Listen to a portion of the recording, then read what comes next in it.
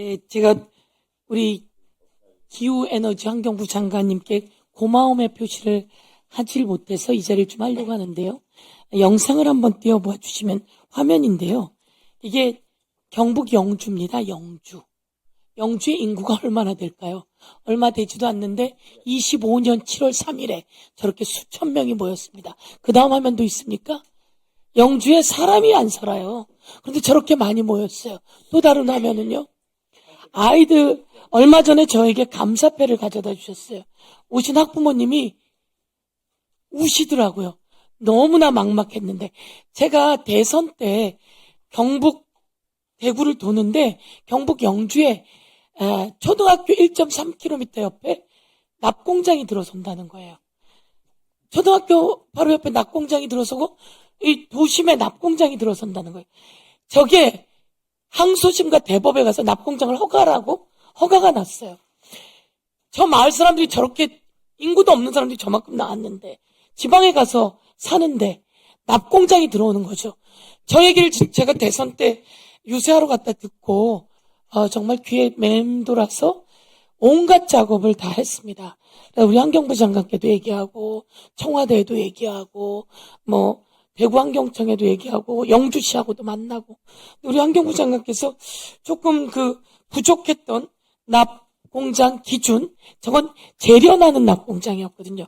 그 기준이 환경부에 정확하지가 않았어요. 그 기준을 좀 정확히 마련해 주신 거죠? 네. 네. 의원님의 문제제기가 있어서 제가 장관 취임 초기에 했던 일로 맞습니다. 보입니다. 네, 의원님의 문제제기가 없었으면 해결이 되지 않았을 수도 있었을 텐데 의원님의 문제제기 덕분에 문제를 해결할 수 있어서 감사의 말씀드립니다. 제가 또 빠르게 대응해 주셔서 감사하다는 말씀을 드리는데요.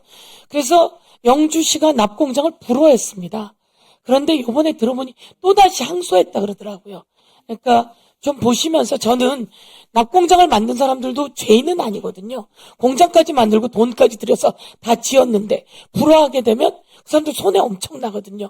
그 사람들도 손해보지 않고 영주 시민 주변에는 납공장이 없으면서 서로 윈윈할 수 있는 방안을 좀 만들어주시면 좋겠습니다.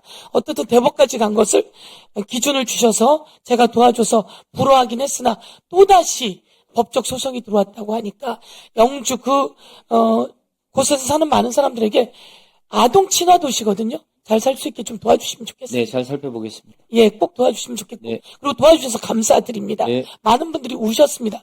그때 저걸 반대 운동을 하셨던 한 목사님이 45살밖에 안 됐더라고요. 여자분인데 암으로 그때 암에 걸려서 누워서 자판을 치더라고요. 제가 그 사진을 이번에 와서 봤는데 그분이 돌아가셔서 45살밖에 안 됐는데 애기가 아직 어려요. 돌아가셨는데 누워서 자판을 치면서 저 납공장 반대 운동을 했는데 그 사진을 이제 들고 오신 거예요. 그래서 멀리 시골에서 살고 한국 기소지역에서 살고 그런 곳은 함부로 뭐가 있으면 된다. 그건 아닌 것 같아요. 그래서 제가 말씀드렸던 기후해 주셔서 감사하고 더불어서 이번에 또다시 한번 소송 연장 한 번 더 신경 써주시면 좋겠다는 말씀. 네, 꼭 챙기겠습니다. 네, 너무 감사드리고 노동부 장관님 한 가지만 더 말씀드리겠습니다. 네. 대형마트 여기 보니까 우리 오늘 그 안전한 일터 관련한 법안들이잖아요. 네. 네. 그런데 국방 같은 경우에 문 앞에 딱 나가면 새벽에 치킨이 벌써 와 있어요. 참 편리하거든요. 많은 사람들이 편리를 좋아하다가 3,400만 의 개인정보가 다 누출되고 엄청난 피해를 입고 있는데 그거에 대한 대비로 대형마트 영업시간이 풀린다는 얘기가 있어요. 그건 아니라고 말을 하던데 그러면 제가 이런 말씀을 묻고 싶어요. 국방 노동자들은 새벽에 그걸 갖다 주려면 새벽에 배송해야 될 것이고 새벽에 물건을 챙겨야 될 것이고 새벽에 나르고 다 해야 될 텐데 그 무슨 안전한 일터가 되는 건가요?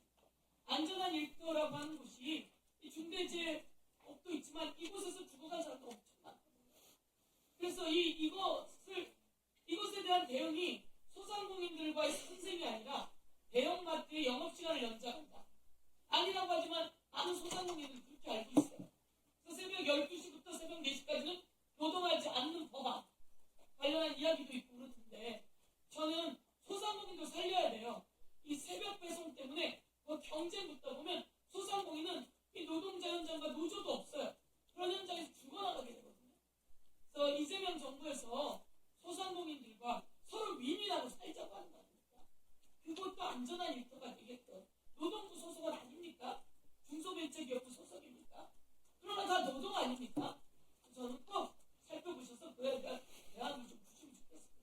이 사람들은 말도 못해요. 잭소리도 못해요. 그리고 이재명 정부가 성공하길 바라면서 이재명 정부 만들었는데 우리한테 설마 이러고 있는데 그에 대한 이야기를 좀 주시면 좋겠습니다. 네, 말씀 주신 것과 같이 쿠팡에 대한 여러 가지 문제점으로 인해서 일종의 새벽 배송이 쿠팡이 독점적으로 그 지위를 운영함으로써 오히려 더 문제점이 많았다는 지적에 따라서 그거에 대한 대책으로 마트까지 이거를 열게 되니까 위원님 지적하셨듯이 오히려 소상공인에게는 또 직격탄이 되고 새벽 배송이라든지 심야 노동을 건강권을 보호해야 된다는 취지와 다르게 이게 더 열어지는 것 아니냐는 우려가 노동계와 소상공인들로부터 있는 걸로 알고 있습니다. 따라서 노동부에서는 심야 노동이 건강에 미치는 영향들을 면밀히 분석해가지고 심야 노동을 어떻게 제한할 것인가 라고 하는 차원에서 접근해서 그 결과가 또 동네 상권하고도 연결될 수 있도록 중기부하고도 잘 협업하도록 하겠습니다.